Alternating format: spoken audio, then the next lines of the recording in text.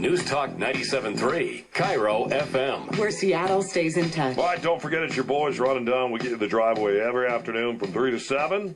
I don't know if you heard this story. You ever hear of the movie Drugstore Cowboy? My name is Bob, and this is a picture of me. In the movie Drugstore Cowboy, Matt Dillon plays a character based on the notorious pharmacy burglar James Fogle.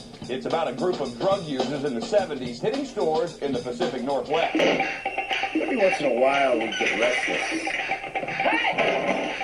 Hit the local points of interest. The film was based on the book Fogle wrote about his life. Now, this old burglar is back in action, knocking off stores again. Centralia police are looking for him after a brazen heist at Paul's Pharmacy last year. Quite frankly, you do have to appreciate his technique. I'll say, cops say Fogle and his accomplice locked themselves in the bathroom of the grocery store next door and went to work. While everyone else was shopping for groceries, these guys were sawing through the wall. Here's a shot of one of them crawling through it to get into the pharmacy. A pretty slick deal. I think they were a lot better carpenters than they were finding the drugs, because we actually had them locked in a safe. So they got some money, they got some drugs, but not what they were looking for. Detectives say they were looking for powerful painkillers, admitted favorites of the Drugstore Cowboy.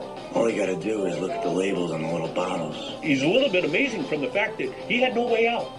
He drilled through this hole, and that was the only way he was going to get back out again, was going back out the exact same way he came in. While they didn't score big, Detective Carl Buster says they left behind some disgusting evidence. I figured, well, with all that drywall dust, they were probably blowing their nose, so I called the state lab and asked them if they could get DNA off of snot.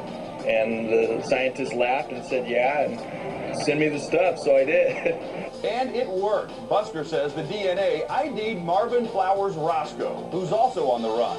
Cops are sure the two are in cahoots and not about to stop. Is this guy pretty proud of his criminal behavior? Oh, yeah. I mean, if you're going to write a book about it, I'd say you're pretty proud of it. Finally slowed down a little bit, and then bang, you knock off another pharmacy. Hey, I didn't expect me to drop by a drugstore in years. Fogle enlisted in the Army at 16.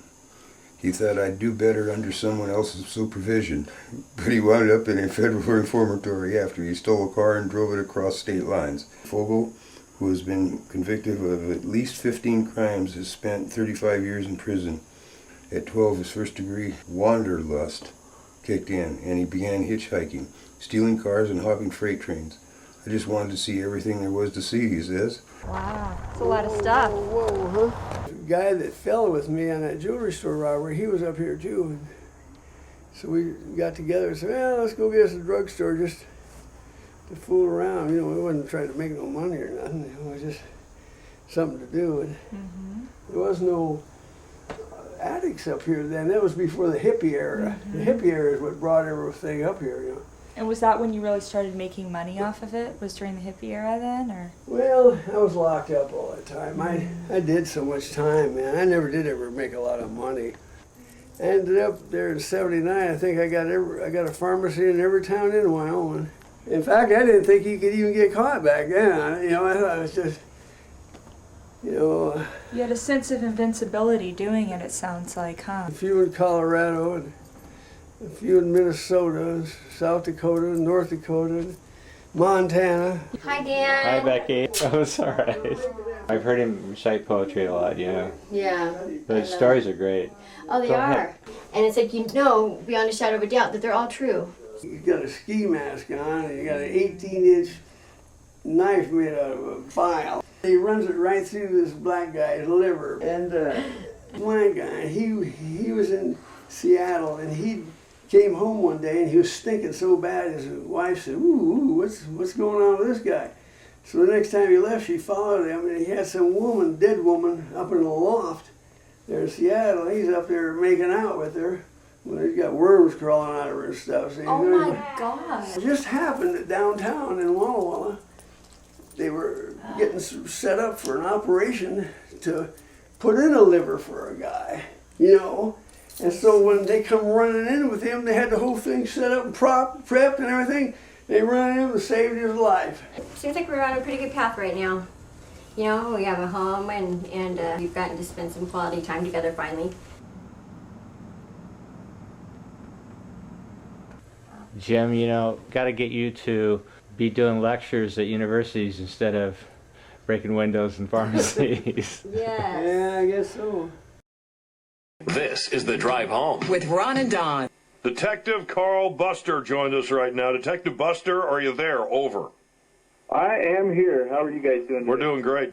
Detective Buster's from Centralia, the police department down there, and he's investigating the latest break-in by, well, we think it might be the Drugstore Cowboy. I think it'd be impossible for a 73-year-old man to pull this off. So, Detective Buster, what kind of proof do you have, sir? Well, there was another attempted break-in at another pharmacy, and we ID'd those guys, and one of them was James Fogle. Is he armed and dangerous? Never known to be. Is he always going through a wall? He's known to come through walls, floors, and ceilings. No way. That's a pretty nimble 73-year-old. How many drugstores do you think he's hit in his career, Detective Carl Buster? Oh, my gosh. Probably hundreds. Hundreds. Have you read the book and watched the movie? Mm-hmm. Oh, yeah. Yeah, I Netflixed the movie, and I bought the book, and it's pretty entertaining. Why'd you let him go, Detective?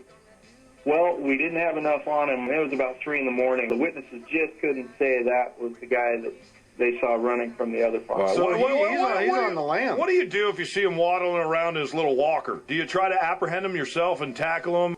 Pretty much, yeah. Then you guys will come and take him down to Chinatown, just like in Meet the Fockers, right? He probably cases out these pharmacies, right? Oh, yeah, this guy's a pro. He goes in, cases the joint, and he'll do it in broad daylight. He doesn't care. He's that good. So anyway, Detective, is there anything that you would say to him right now? I just want him to sign my book.